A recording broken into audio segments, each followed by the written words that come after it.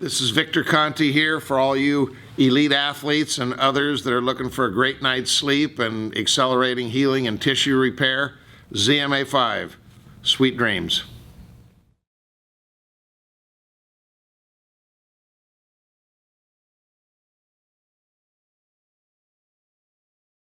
Hey everybody, Marcos Villegas here in Las Vegas, being joined with Eddie Hearn, who just made this fight with Joshua happen. Ruiz coming in now as a late replacement for Anthony Joshua to defend his title June 1st at MSG. Tell me, what made the deal finalized, and when was it finalized? It was finalised, I can't remember now, where are we? So like, I want to say Wednesday or something like that. Finalised probably a little bit before that, but in terms of the contract being signed, that's when that all happened. There was a few factors that made me choose Andy Ruiz. The main one was I liked him, and I think it's a good fight, and I know what he'll bring, and I know what it means to him. He's fighting for history, he's fighting for legacy, he's fighting for Mexico, and he has an opportunity to become a legend. You know, the first ever Mexican world heavyweight champion. He would be a superhero in that country if he was to beat Anthony Joshua, and I knew it meant a lot to him. And I knew he'd come to the MSG on June 1 and let his hands go and try and win. Not come for a payday, not come to try and survive for a couple of rounds, try and win the fight. And it's very important for Joshua's US debut that we have a real fight and someone that really comes to fight. And I like him. I do like him. I think he's a great character. What about him do you like? I just like the fact that, you know, physically, like in terms of the casual audience, it's a tougher sell because they look at Andy Ruiz and they go, well, he doesn't look anything like Joshua. Look at Joshua, he's carved out of stone. Look at Andy Ruiz, like, he's carrying a bit of weight. But in boxing, people all know that this is a really good fight. Like, everyone's saying to me, this is a much tougher fight than Jarrell Miller in boxing. But obviously out of boxing, they may look at him but I like that because he's a bit of an underdog and he kind of has that mentality and he's happy within himself. You know, it's not like he turns up at the weigh-in and sort of puts a T-shirt on and knows that he's a little bit tubby. Imagine that if he was self-conscious about it. Yeah, but he embraces that, and he embraces that because he knows he has the ability. You talk about a very good amateur, you know, a guy who's lost one fight, which was in New Zealand, which was a very close fight that could have gone either way for the world heavyweight title against Joseph Parker. It's a very, very good heavyweight. In fact, if he was carved out of stone, he would be a Mexican icon. You know, a guy that's capable of winning world heavyweight titles from Mexico in the heavyweight division. Like, it doesn't happen. So he has a massive opportunity, and all the pressure is on Joshua because, like I said, that casual fan just presume, oh, Joshua's going to walk through this guy, and I don't think it's going to be that simple.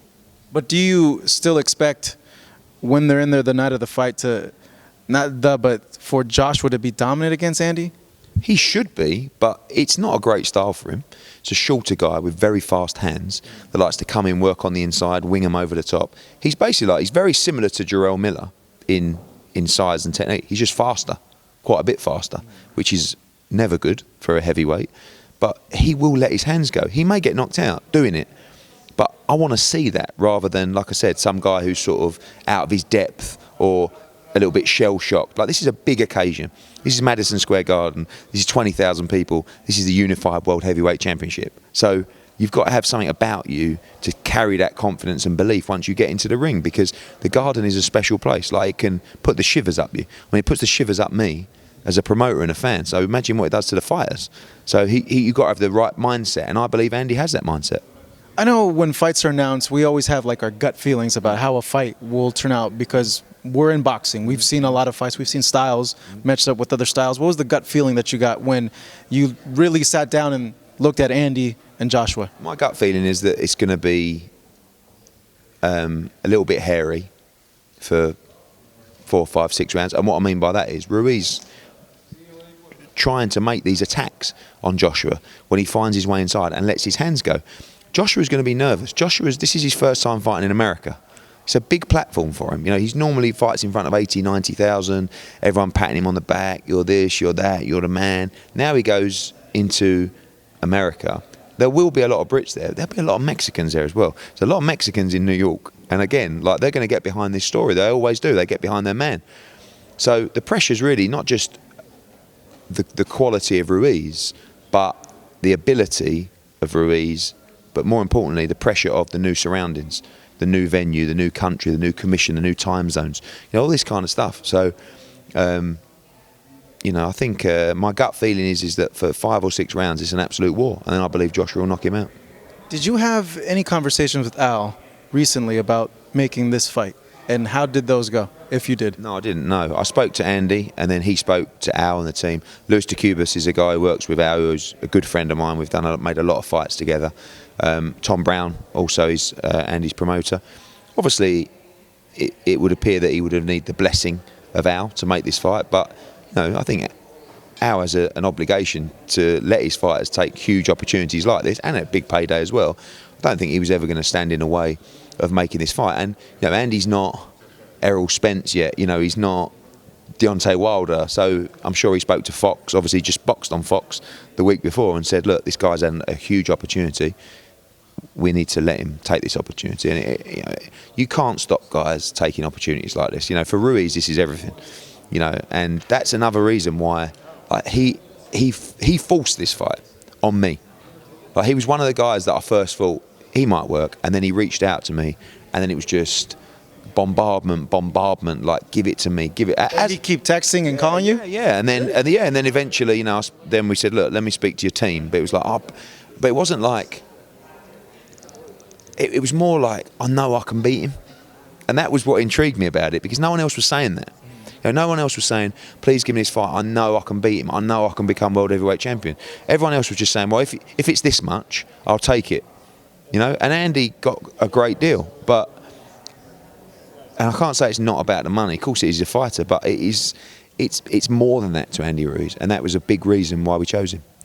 There was a lot easier guys I could have chosen that maybe financially made no difference to Anthony Joshua, but I have to be honest with the fans, and there were guys that I could have chosen that I would have turned up to the Garden thinking, this is Wolf tickets. Yeah.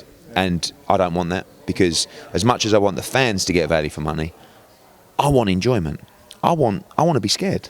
I want to have nerves, and I will have that in this fight, because you've got a guy who genuinely will try and win and will let his hands go and has speed and attributes to trouble Joshua, rather than a straight up stand up guy who won't actually come to fight, gets hit on the chin in the first round or 2 rounds, and it's over.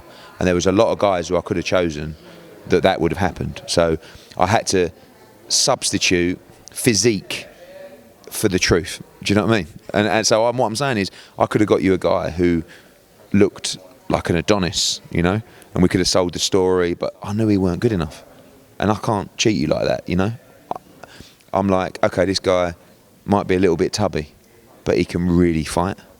And I had to go with my heart, and I know now that we have a fight that is going to give fans value for money.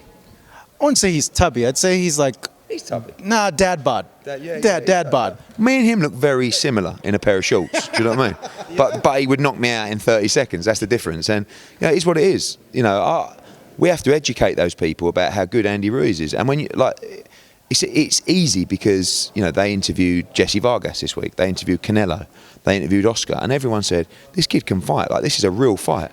So when those casual fans see those guys saying it, they go, oh, maybe, because like the haters and people like that will just put a picture out of Ruiz in shorts and go, this is a joke. What a joke. So why is it a joke? Well, look at him.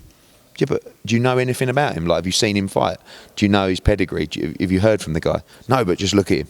So that's what you're up against. So that's why when knowledgeable people reinforce the fact this is a great fighter, it helps a lot. Have you seen the memes? Yeah, of course, yeah. I mean, I saw Tyson Fury, taking him. He put one out. And Andy didn't like it. He responded, because what he's saying is, you're supposed to be a subject to positivity, aren't you?